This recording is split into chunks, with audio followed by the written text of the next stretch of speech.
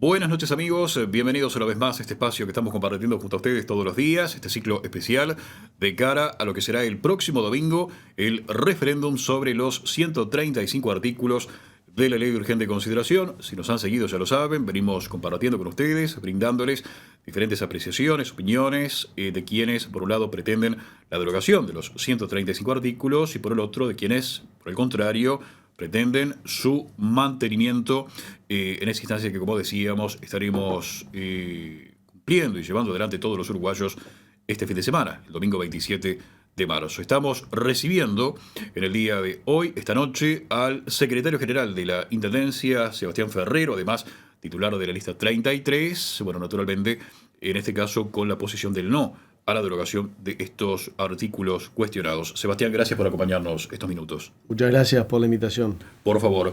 Bueno, la pregunta general con la que comenzamos cada charla de estos días con cada uno de los invitados, ¿por qué hay que votar el no?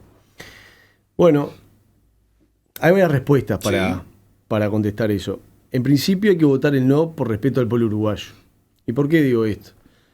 Porque la construcción del contenido del no, de la Ley de Urgente Consideración, que es lo que en definitiva está en puja ahora el 27 de marzo, se comenzó a construir hace muchos años. Ya en el año 17 comenzaron los esbozos conceptuales de lo que el presidente de la República, en ese momento candidato, decía: tenemos una visión de construcción de país y estamos conformando una herramienta para llevarla adelante, que va a ser puesta a consideración de todos los vecinos del Uruguay y que va a ser explicada. El año 17 transcurrió, 18, se fueron dando los procesos políticos, se fue imponiendo electoralmente por el voto del pueblo, estoy hablando del actual presidente de la República, y luego lo que un poco los diferentes invitados que han pasado por aquí respecto a la posición del no han dicho, y no quiero ser reiterativo en eso. Se publicitó en toda la República que en la construcción de un espacio político más amplio del Partido Nacional, donde se elaboró un documento común para que la gente tuviera certeza, para que la gente supiera a qué atenerse si depositaba la confianza del voto, se conformó justamente un documento que diera, la palabra es previsibilidad. Porque sabemos que la actividad política y pedir el voto es una actividad compuesta por dos partes. Hay un compromiso y luego, en general, los cumplimientos se relativizan. Entonces, por diferentes circunstancias. A veces no es mala fe de los actores o de las personas que tienen que llevar adelante las cosas, a veces las circunstancias cambian. Pero el compromiso por el país, que también se ha dicho en este espacio periodístico, era justamente ese documento común de donde se explicó a toda la población una y otra vez que justamente la propuesta para llegar al gobierno de la República era generar una serie de medidas que tenían que ser de pronta instalación, porque 5 años en la vida de un país para las reformas estructurales que hay que hacer es poco tiempo. A eso se sumó el hecho de que la seguridad fue el tema de campaña electoral, ¿verdad? Lamentablemente hoy el fallecido ministro Bonomi fue justamente centro de cuestionamientos fuertes por parte de la oposición. Lamentablemente a veces la persona y la representación política se confunden, y eso es quizás de las cuestiones más perversas que pueda tener la actividad pública en cuanto a lo duro que puede ser este tipo de señalamientos. Pero había una necesidad popular, un grito popular que creo que trascendía los partidos políticos, trascendía si uno era del Partido Nacional o del Frente Amplio. Había una situación de alarma respecto a la seguridad, y ese fue el tema de campaña electoral. La herramienta en la cual la propuesta del hoy presidente de la República encontró, el continente, la herramienta, el instrumento que encontró para poner a consideración de la población fue un mecanismo que está previsto en la Constitución de la República, que no es un invento de este gobierno, que es justamente la Ley de Urgente Consideración. Es un mecanismo en el cual hay una discusión de 45 días y 45 días en las dos cámaras y se vota la ley. Esto fue explicado, noticiado, los contenidos fueron difundidos. Bueno, muy bien. Primer pregunta, entonces, ante tu pregunta de por qué hay que votar el no, hay que votar el no porque más de 1 millón de uruguayos, habiendo escuchado esto del año 17, que fue algo perlado, que se fue construyendo, que se fue explicando con la didáctica que tiene el presidente de la República al hablar, porque no puede decirse que no fue claro. no puede decirse que había ejes vinculados a la seguridad y el respaldo a la policía, que lamentablemente, como todos repetimos lo mismo, ya cansa escuchar el tema del respaldo a la policía, pero es lo que se buscaba, un estatuto jurídico que apoyara la ley de procedimiento policial para que la policía sienta que tenía respaldo, que se pudiera penar el daño a la propiedad mueble e inmueble de la policía porque nos estaban tirando bombas molotov a las sedes policiales o rompiendo los móviles que tenían que retroceder, porque se estaba construyendo una situación de desgobierno en algunos barrios, donde nosotros entendemos que los principales perjudicados eran los vecinos que no tienen voz, los vecinos que no tienen raja de seguridad, los vecinos que no tienen un ecosistema o un barrio amigable de zonas acomodadas, sino la gente trabajadora que se levantaba y tiene un almacencito que se tiene que levantar a las 7 de la mañana y que se van a las 11 de la noche a la casa. Esa gente a la cual la robaban 1, 2, 10, 15 veces. Esa gente se encontraba en una situación de indefensión cuando la policía iba para atrás, como vimos en otros gobiernos. Bueno, por eso hay que votar el no, porque todos esos elementos que pueden estar vinculados a las relaciones laborales, que pueden estar vinculados a la situación de la inclusión financiera, que pueden estar vinculados al tema de la portabilidad numérica, que hoy parece un cliché, pero que llegaron a decir que Antel iba a fundirse o que se iba a vender por ese tema. Todos los cucos que se han agitado no han contribuido al debate democrático. ¿Y por qué no han contribuido al debate democrático? Y termino esta primera consulta.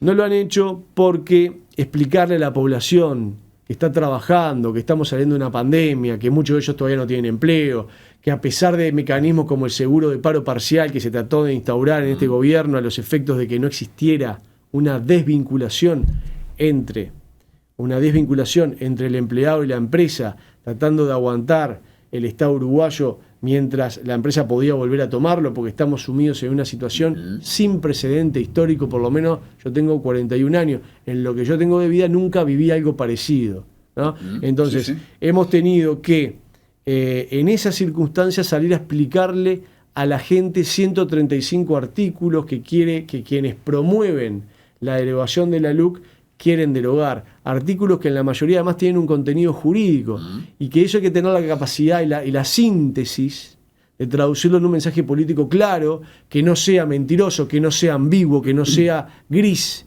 que sea bien claro.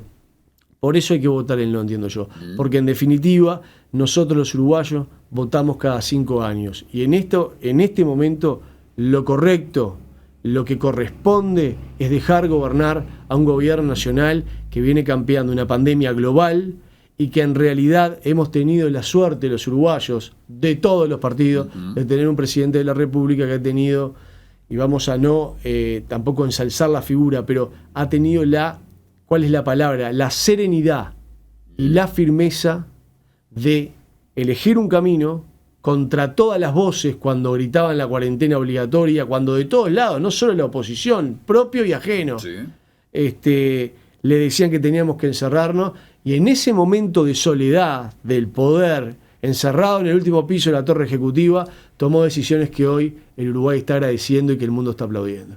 Entonces, por estas razones, porque tenemos un gobierno nacional que ha estado a la altura de la circunstancia histórica que le ha tocado vivir, y porque en definitiva el objetivo principal de esta promoción de la derogación de la ley de urgente consideración no tiene otro objetivo que imponerle una derrota política al gobierno nacional con objetivos políticos hacia la próxima elección. Por esas razones es que el pueblo uruguayo tiene que renovar la carta de crédito que viene manifestando en las encuestas de opinión respecto al presidente de la República y al gobierno nacional.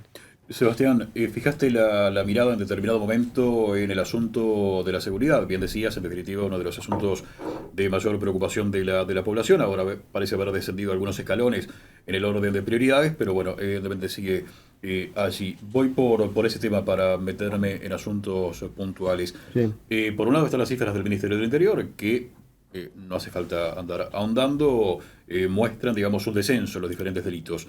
Pero por el otro, también, y voy al terreno departamental, vemos que cada vez hay más preocupación. Hace algunos días había una reunión de comerciantes con el jefe de policía, han existido reuniones en Puntas de Valdés, en Ciudad del Plata también de vecinos con autoridades policiales. Ayer mismo vecinos de Silda Polié, junto con algunas autoridades, se reunían con el Ministerio del Interior. Empiezan a aparecer, digamos, situaciones en el departamento de movilización de vecinos que procuran respuestas, hacer planteos, trasladar preocupaciones. ¿Ha mejorado la seguridad efectivamente con la LUC? ¿Han habido otros factores que llevaron a un descenso de esos delitos, como se dice, el factor pandemia, y ahora en un plano de normalidad o camino a la normalidad empieza, digamos, otra vez a aparecer un delito que por ahí estuvo dormido? ¿Cuál es tu lectura? ¿Hay una influencia o no de la LUC y de estos artículos que en definitiva están cuestionados? Mi lectura es que ese tema da rápido, esa pregunta que tú me haces, se presta rápidamente para una discusión de boliche, y no estoy descremando claro. la pregunta. Elementos que están, y digamos, explico lo que quiero significar. Sobre la mesa. Que sí, son no, públicos. que yo sé que lo que tú me estás planteando es el reflejo de la realidad. Mi opinión es que no hay instrumento legal que resuelva temas que son estructurales. El Uruguay es más violento que antes. El Uruguay tiene narcotráfico. El Uruguay tiene problemas serios de seguridad que aún, como somos una comunidad chica de 3 millones y algo de personas, donde en definitiva, como decía el reclame aquel, nos conocemos todos, y si no nos conocemos todos, conocemos a alguien que conoce a la persona. O sea que somos una comunidad cercana, y nos han pasado cosas antes, durante y hoy que conmocionan nuestra forma y nuestra idiosincrasia de vida. Y aún así nos despegamos del resto de la región. Así que imaginémonos el momento en el que está pasando el mundo. Voy a lo concreto. Yo creo que el objetivo de la LUC y de los contenidos incluidos respecto a la actuación de la policía y de las herramientas jurídicas que tiene la policía para poder cumplir con su función profesional de cuidar a la gente, sí, son señales y son respaldos, es la palabra, que antes no tenían y que en definitiva se traducía en dos consecuencias directas.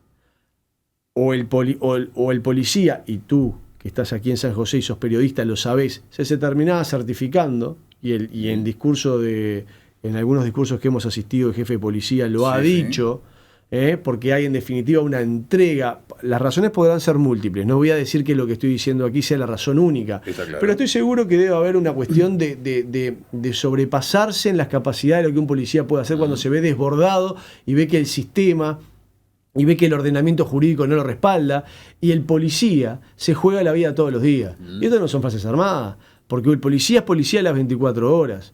Entonces la LUC lo que identificó del debate nacional de la última campaña electoral nacional, donde elegíamos gobierno, es que el tema de la seguridad pasaba también por una policía que se veía, por un lado, desmotivada o entregada, más allá de que pueda haber habido cuestiones vinculadas al mejoramiento de la tecnología, etcétera. Pero desde el punto de vista jerárquico en la interna, no lo que hablamos quienes tenemos alguna responsabilidad o lo que podamos analizar los periodistas, sino en el mundo interno de la policía había una situación de entrega, porque había falta de liderazgo, falta de mando. Cuando hay falta de mando, lo que empieza a pasar es que algo que es vertical, que tiene que tener señales claras y respaldo cuando el policía se juega la vida, tiene que estar el Estado uruguayo y la autoridad, desde el ministro del Interior al presidente de la República respaldando.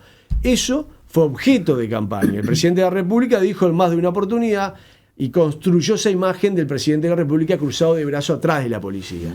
Eso se plasmó en herramientas jurídicas que tienen que ver con la presunción en la legítima defensa policial, que tiene que ver con penalizar el daño de la propiedad mueble o inmueble, porque ya había una situación de terreno liberado, los móviles policiales apedreados, las sedes policiales de inteligencia bombardeadas con cóctel Molotov, que sucedió. Sí, sí, claro. Estábamos empezando, y no me gusta a mí ser alarmista, pero nos estábamos empezando a desfigurar de lo que conocemos como sociedad. ¿La LUC resolvió el tema o va a resolver todo el tema? No, lo sabemos. Ahora, lo que sí la LUC introdujo herramientas jurídicas y herramientas políticas de decisión política, de que la policía sepa que si se apega al procedimiento policial que hoy tiene, de que se actúa de buena fe y en forma profesional en custodia, en defensa de la gente, de toda la gente y especialmente de los más débiles. especialmente de los más débiles. ¿Por qué digo esto? ¿Por hacer una clasificación de que la policía tiene que proteger a los más débiles nada más? No. Porque los más débiles son los que están justamente en los barrios donde no hay voz, donde no hay solución, donde la inmediatez de la respuesta siempre tenía algún problema. Entonces nosotros ahora tenemos cuerpos policiales que saben que sus mandos superiores los van a respaldar, que saben que si tienen que tirar con la responsabilidad que significa poder eventualmente matar a otro ser humano, si lo hacen en forma profesional, en defensa de su seguridad, en defensa de la seguridad de la gente que está ahí, en defensa de la República, van a estar respaldados y no van a estar luego enganchados en lo que después nosotros cuando apagamos la televisión en el informativo no lo sabemos, que es la piscina de dulce de leche que ponen al policía como si fuera el peor de los delincuentes, que lo someten, aparte del estrés cotidiano de la profesión, a todas cuestiones vinculadas a los sumarios, a las investigaciones con juez, eventuales procesamientos. Con esto estamos diciendo que entonces la policía tiene que tirar con el gatillo fácil, que fue una de las cuestiones que se yo no quiero decir que se deseaban, pero por lo menos que se auguraban, porque acá, lamentablemente, el manejo político de las situaciones con el objetivo de lograr determinados fines políticos, hemos dado, lo sabemos, cada uno en las escalas departamentales y en las escalas nacionales queda para todo. Es parte de quizás las dimensiones más oscuras del servicio público, pero hay cosas que son importantes, que son muy buenas, y es que la policía no hemos encontrado y no está reportado de que esto ha sido una mansalva de gatillos fáciles, de que la policía actúa en forma arbitraria. Sí, es verdad, te pueden parar y pedirte la cédula.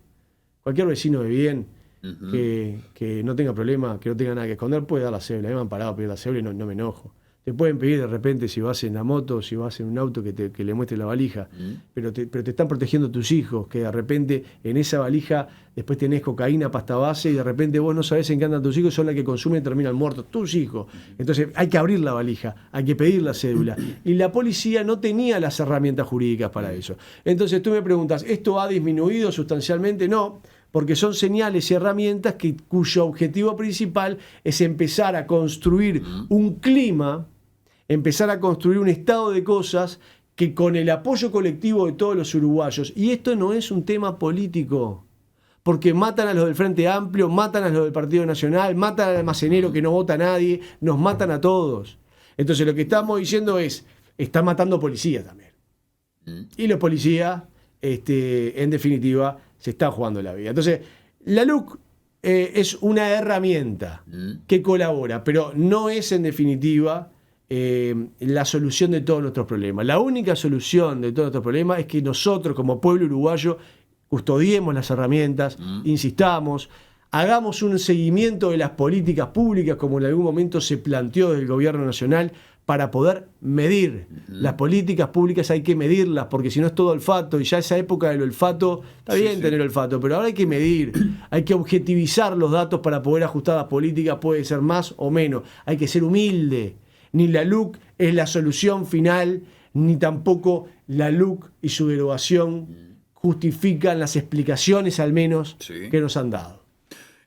Sebastián, ahora, a riesgo de no poder incluir algún otro tema en función del tiempo que tenemos, vos hablas de cuidar las herramientas del respaldo de la policía, uno puede convenir que en definitiva eso está bien, pero también decías recién que es una herramienta que permite empezar a construir. El empezar a construir lleva un tiempo. La gente va a votar, digamos, seguramente, o va a considerar el momento actual que vive y esos efectos que de alguna forma puede haber tenido la LUC y estos artículos en el tema seguridad. A veces es difícil pedirle a la gente, bueno, mirá, está bien, no está resuelto esto, pero si continúan vigentes, de aquí a unos años la situación va a estar mejor. ¿Vos crees que la gente está más segura? Como se dice que la gente, o sea, uno ha escuchado, digamos, casi textualmente decir al ministro que hoy por hoy se puede salir, bueno, está la famosa frase de la cartera, pero saquémosla, que se puede, digamos, salir, que la gente, digamos, está un poco más segura, que ya, digamos, andar a determinadas horas, bueno, no debería, digamos, generar mayores inconvenientes, mayor preocupación.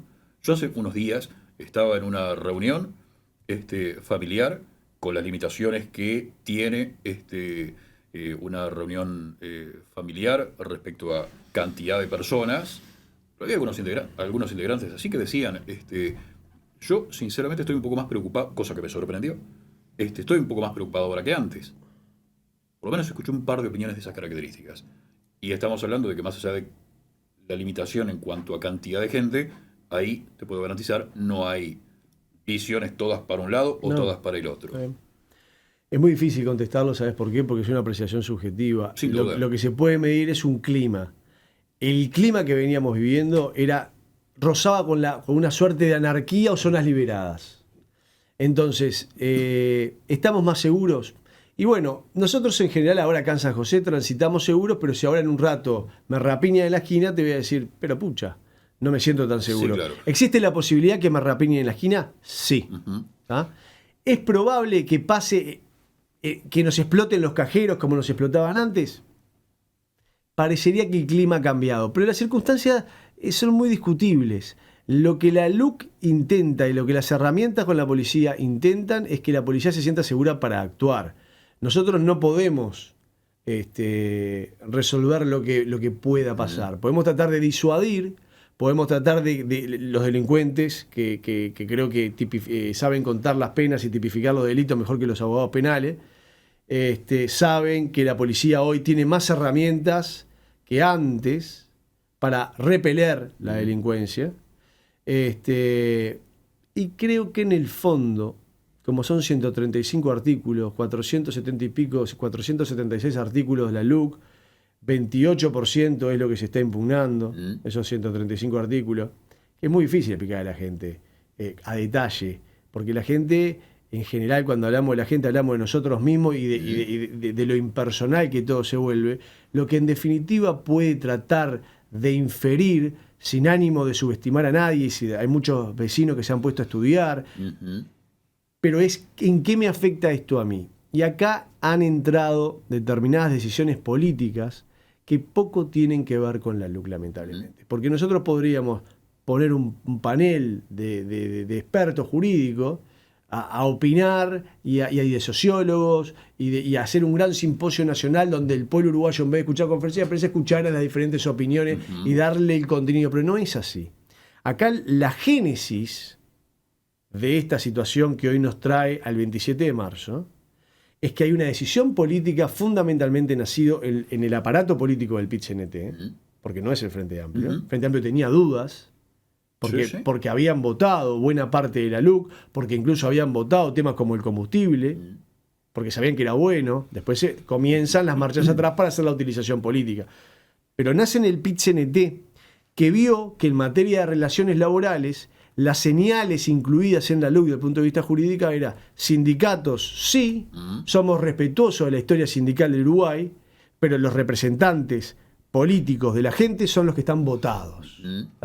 Y los trabajadores no pueden quedar rehenes, porque esto no, te estoy hablando del aparato político sindical, no te hablo de los trabajadores, entiendo, que se parten el lomo todos los días y que tienen la legítima aspiración de ser representadas para lograr las conquistas, las condiciones de trabajo y poder mejorar. Pero el aparato político sindical del PIT-CNT, y eso yo soy muy cauto cuando hablo de los sindicatos, porque considero que la existencia de los sindicatos es otro de los indicadores de democracias saludables, estables y progresistas. Pero cuando eso se transforma en una pista para hacer carrera política, lo que terminó pasando es que el PIT-CNT empujó al Frente Amplio, se lo llevó puesto y le puso presidente. Entonces aquello de la separación entre el PIT-CNT independiente, velador de los intereses de los trabajadores, y un Frente Amplio que podrían compartir canales o vasos comunicantes de la izquierda social, hoy se desfigura porque el PIT-CNT en definitiva lo que se ha transformado, no los trabajadores.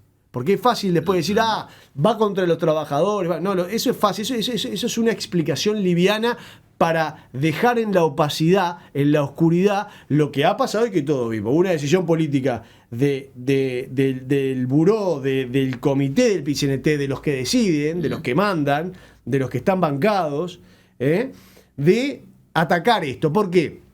Porque el objetivo, veían que el presidente de la República y el gobierno venía campeando demasiado bien el tema de la pandemia. Los 13 días de asumir pandemia global, se paró el mundo. un país de 3 millones de personas que no tiene mercado interno, que no tiene escala, que lo que vende es calidad, se le cerraron los mercados. Cuanto peor, mejor fermentaban. Y no estoy hablando del Frente Amplio, que intentó llevar, desde su punto de vista, le intentó llevar al presidente de la República algunas propuestas que habrán sido compartidas o no. Pero en el PCNT la lectura y la decisión política que se tomó fue de imponerle una derrota política al gobierno porque la cosa venía muy bien. Se llevó al Frente Amplio puesto, le terminan poniendo presidente, porque es verdad esto. Nunca visto, porque hasta desde el punto de vista formal el Frente Amplio se había cuidado siempre de separar las aguas, ¿verdad? Más allá de la izquierda social y más allá de que muchos dirigentes sindicales luego son los senadores, los diputados, pero habían tratado de llevar, pero ahora el desfiguramiento ha sido total. Entonces, en materia de relaciones laborales, los sindicatos vieron que la LUC ponía los puntos sobre las IES. Los sindicatos a defender a los trabajadores, a todos los trabajadores, y a respetar en materia de relaciones laborales el derecho a trabajar. Porque el derecho de huelga está consagrado en la Constitución de la República. Y nosotros vamos a defender la Constitución de la República. Pero también vamos a defender el derecho a la libertad y el derecho al trabajo. Pero entonces, ¿qué pasa? Esto es fácil decirlo aquí en los micrófonos, todo, pero en la realidad es que cuando la patota sindical, y lamentablemente la patota sindical es la patota dirigente, y no todos, porque yo conozco muchos dirigentes del PCNT, de acá de San José, a los cuales les guardo alta estima.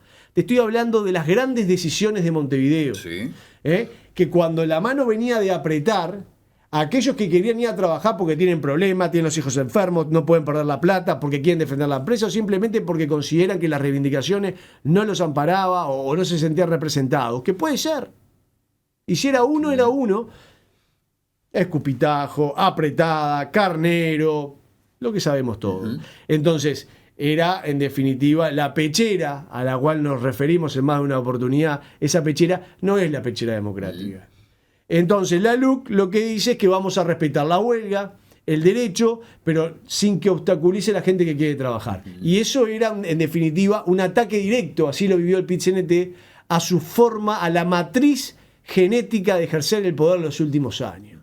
Eso era un problema. Y bueno, evidentemente plantean esto, también hay que decir todo, porque le quieren imponer a este gobierno una suerte, quieren tratar de reeditar y de amalgamar cosas que no tienen nada que ver, que es la ley el plebiscito de las empresas públicas del 92, que significó un revés para el gobierno nacional de la calle Herrera. Quieren ver si pueden de alguna forma transportar esa situación para generar un clima político de derrota política para preparar lo que viene para adelante. Esa es la verdad.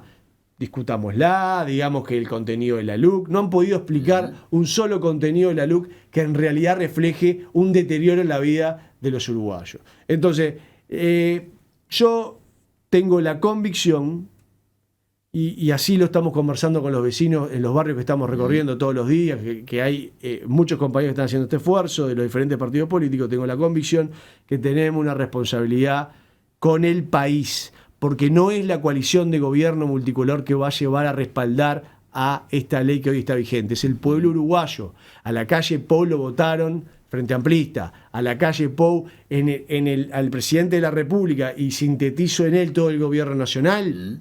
Lo acompaña en su cuestión, no sé cómo se llama, en la encuesta de opinión, de lo que representa un guarismo porcentual que excede la votación que tuvimos, que fue muy justa.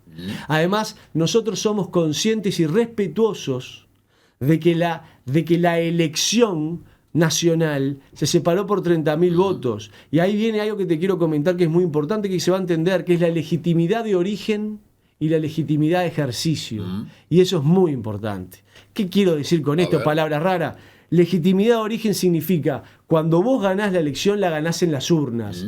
Eso te da el derecho. Hablemos de legitimidad como el derecho. El derecho de origen, ¿dónde nace? En las urnas, en la expresión del pueblo uruguayo.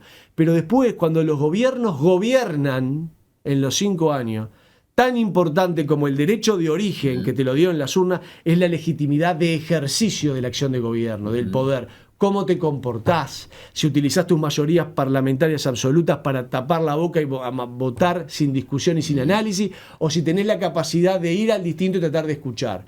Yo creo que nosotros tuvimos legitimidad de origen en las urnas, que esa situación blindó la propuesta electoral sintetizada en la LUC, y que el presidente de la República, en un momento muy difícil de la vida del mundo y del país, está llevando adelante una legitimidad de ejercicio, tolerancia, escuchar, cuando va a las entrevistas, escucha, aunque no le gusta lo que le dicen, se queda, no se va, porque evidentemente no debe ser violenta la situación, más allá del oficio que él pueda tener, pero hay una decisión personal, hay una decisión que yo la entiendo, que es espiritual, de quedarse y escuchar, porque es el presidente de la República de todos los uruguayos. Entonces no va a ser la coalición multicolor el que el 27 de marzo va a defender el no. No va a ser la coalición multicolor solamente. Va a ser el pueblo uruguayo, van a ser la cantidad de frente amplistas que están callados la boca, que de repente por una cuestión que yo comprendo ideológica y porque entienden, porque también hay una cuestión, un discernimiento en el fuero íntimo, pero que van de repente o a votar en blanco o a votar en no en silencio. Y eso lo vamos a ver, los números los vamos a ver en las urnas, porque yo lo veo. Lo veo porque hay una situación de avanzada donde la lógica se ha vuelto reduccionista, se ha vuelto básica, blanco o negro. Si tú sos frente amplista y votás el no, tú sos traidor. Ese tipo de razonamientos en el Uruguay destruyen. Nosotros no estamos por esa. Lo hemos dicho en más de un acto que hemos tenido por la LUC, no ser hirientes con el que piensa distinto. Tratemos de ser claros, tratemos de explicarle a los vecinos, tratemos de explicar de que si de repente, como escuché el otro día, que si votaba el no, te iban a patear de afuera de tu casa, te iban a desalojar. No juguemos con el miedo de la gente. Eso no va a suceder porque el gobierno uruguayo no permitiría que eso sucediera. Esa gente que el día de mañana podría acceder a la vivienda, ¿tá?, a través de un mecanismo alternativo al decreto ley 14.219, hoy no pueden. Hoy están todos encerrados, aglutinados en la casa de los padres, que son 7, 8, 9 en una piecita. Hoy están abajo del puente, hoy no pueden acceder porque no tienen las herramientas, porque no tienen el músculo, porque no pueden tener garantía. Entonces, evidentemente, nosotros, todo no es fácil, habría que construir las casas, que estamos tratando de invertir en vivienda, hay una cantidad de cosas, pero si en la mitad del desarrollo de la acción de gobierno nos meten un referéndum para tratar de significar una elección de medio término, aunque no les guste, porque esto es una encuesta financiada, esto es una encuesta de opinión de cara a la próxima elección nacional financiada por el Estado uruguayo. Al Frente Amplio le sale 0 pesos, que es lo que querían. Entonces, no estamos de acuerdo con esto. Consideramos que el Frente Amplio terminó siendo rehén y no le queda más, porque esto es política, no le quedó más salida que plegarse a la embestida del PIT-CNT, pero cuando hablo del PIT-CNT, repito, para que quede claro, hablo de los pocos dirigentes que mueven la pelota. Yo quisiera ver los trabajadores del pueblo uruguayo qué es lo que van a hacer el 27 de marzo. Porque esta ley está dirigida justamente a los que tienen que laburar, a los que tienen que dejar la casa sola, a los que tienen un almacén, a los que la están peleando el peso. A esa gente está dirigida, que son los que menos posibilidades tienen. El resto, el que tiene algún peso, se va a revolver. Le va a poner reja, le va a poner monitoreo, le va a poner cámara. Hablando de seguridad, que fue el tema central. Pero claro, así con mucha cosa. Gracias, Sebastián. Se nos va el tiempo rápidamente. Bueno, pero por lo menos algunos conceptos han quedado respecto a los temas que en definitiva tiramos sobre la mesa. Gracias y bueno, estamos en contacto. Muchas gracias por la invitación. Muy amable. Amigos, y a ustedes el agradecimiento por haber estado allí. Mañana estaremos con 2 entrevistas porque se cierra en definitiva ya la campaña. El viernes ya estamos en tiempo de veda, así que tendremos, y miro a nuestro compañero José Rosa, una al mediodía y la restante en el horario habitual a las 21 horas y la del mediodía es a las 12. Correcto, aproximadamente a la hora 12, al mediodía, una de las entrevistas, la restante entonces a la hora 21, bueno, para ya cerrar en definitiva, también con opiniones de un lado y del otro, la campaña y este ciclo que hemos compartido durante estas últimas 2 semanas con ustedes aquí en San José Ahora Radio. Gracias por haber estado allí, nos reencontramos mañana, que pasen muy bien.